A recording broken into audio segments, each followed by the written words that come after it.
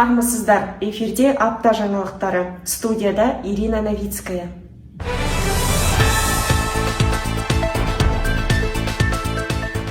Қазақстан Республикасының тіл комитетінің басқарма басшысы Қайыржан Алдашұлы тілдарын облыстық тілдерді оқыту орталығына келіп ұжыммен танысты. Орталық басшысы Тоты Айтмағамбетова орталықтың атқарып жатқан ауқымды жұмыстарымен таныстырды. 21 қазан күні Қазақ тілі қоғамының бастамасымен Қостанай облысы әкімдігі мәдениет басқармасының ұйымдастыруымен өткен ұлттық диктант 2025 туралы Қостанай телеарнасының тобыл тынысы бағдарламасына сұхбат берілді. Сұхбат барысында диктанттың мақсаты мен аудиториясы жайында сөз етілді. Сөйлетайым клубында республика күніне арналған танымдық сабақ өтті.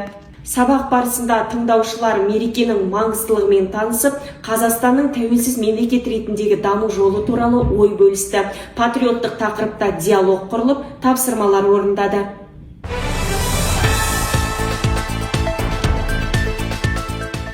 Сіздермен болған Ирина Новицкая. Келесі апта жаңалықтарына дейін аман сау болыңыздар.